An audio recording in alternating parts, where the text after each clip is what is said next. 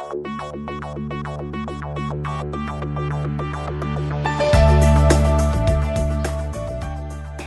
name is Kristine Konopka, and in my daily life I work as a partner manager in a firm called House-co.dk.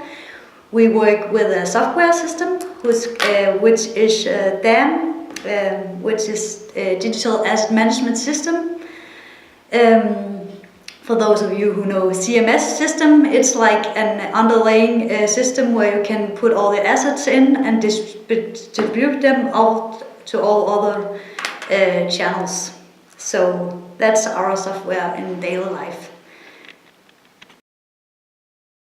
Actually, we don't develop a social media strategy, but we have like a holistic approach to every company. That is, so we take a multi-channel strategy, and first and foremost we look at the business strategy first.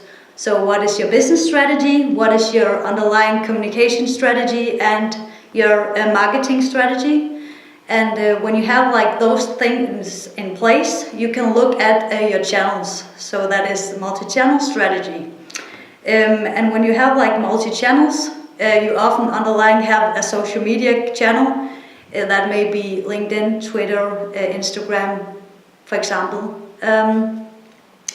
When you're like looking at those channels, you have to have like a strategy for those. And therefore it's very important that you take like your business strategy and your underlying strategies and put them into the segment of social media strategy. So what would you like to do with your social media strategy? Are you going to make a support system for your, like when you have a product? Do you want to have like lead generation with your social media strategy? Do you want to market your like product? So that's very important when you work with social media strategy. What do you want to use your channels for, and which channels do you want to use and why? So that's our like approach. We have like a holistic view of it and combine it with the other strategies and a multi-channel strategy.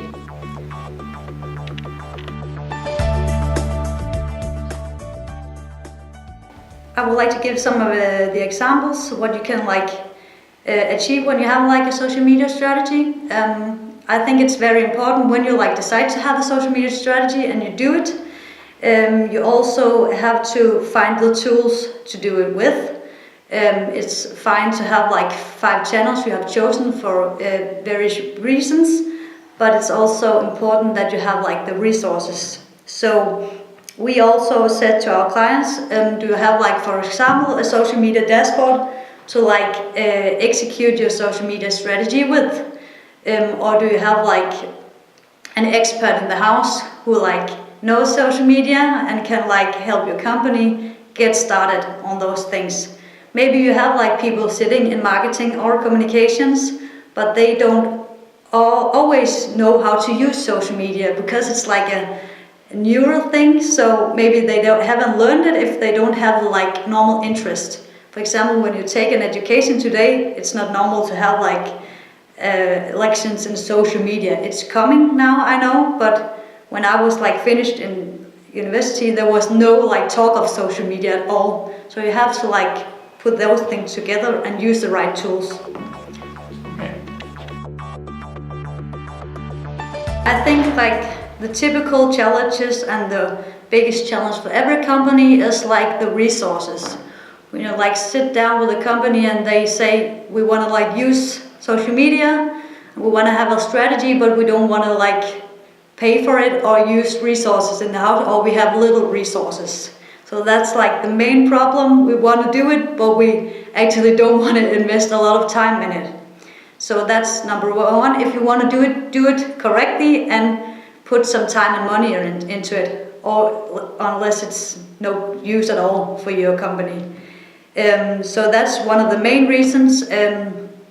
One of the other challenges can be if you have a board in your company that's to show what social media strategy are going to do for your company, because you can't always see on the bottom line where the leads are coming from. for example, when you use social media, you can't say, okay, it led to these sales or stuff like that. So the ROI in it is very difficult, return of investment. Why are we using money in social media, and is it returning as well as we want it to? So that's the problem. That's why you should use like a social media dashboard, because they can show how many leads are coming in, how many sales are we going to make when you use social media, for example.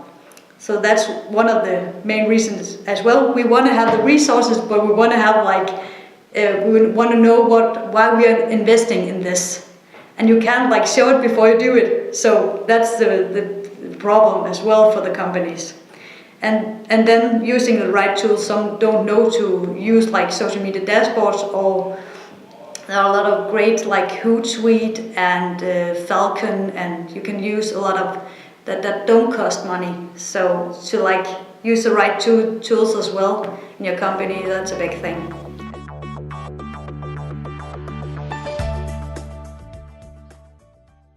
Yeah, I can actually only mostly talk for Denmark because that's my main market. I have like a bit of view in Europe, what's used as well.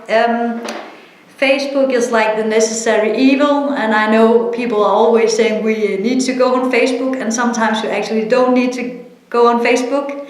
But the thing is with Facebook, they have like the most users, and you can't like run away from that. So we always says when you want to like use Facebook, be aware that it's a very big advertising channel nowadays. So the new approach from Facebook is that there are like ads all over. So when you use it, you have to use it differently as the others, because there are so many ads. So if you like do what the others do, they won't see what you're doing. So Facebook is like in a very weird place right now, because they have a new strategy and we don't know actually where it's going right now. When you like look at the page, it's like very much ad, and it's very much paid ad, and if you want to like get feed space, you have to pay a lot of money. So, but Facebook is still the place to be for most companies.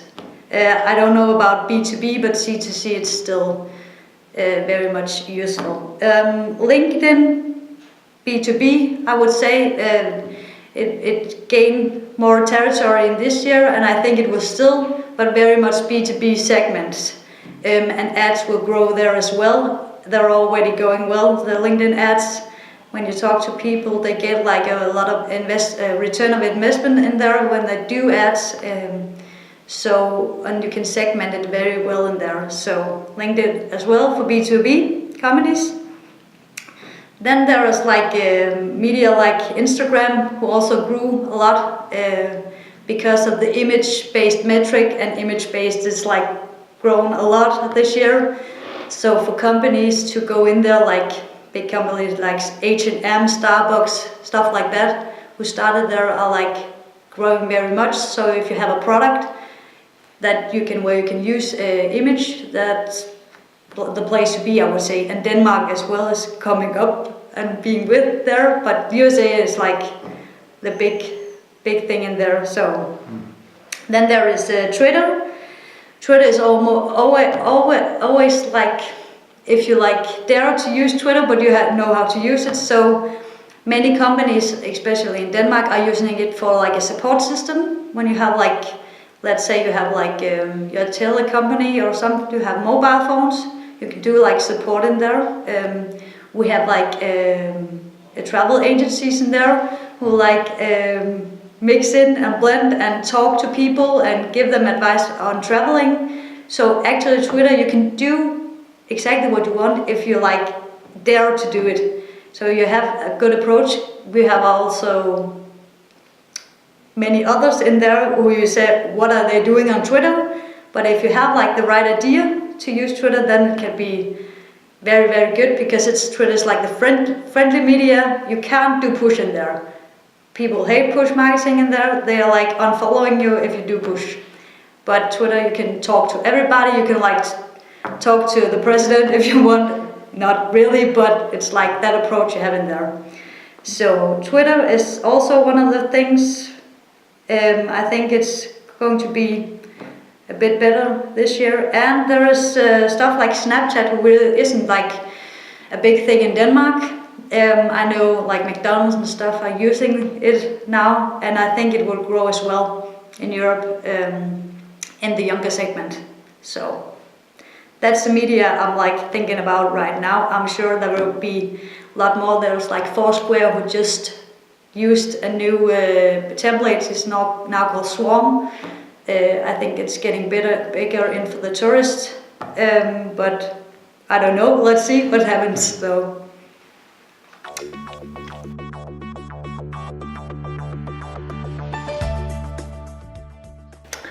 Actually, I do. There will be some trends I think just will continue from last year.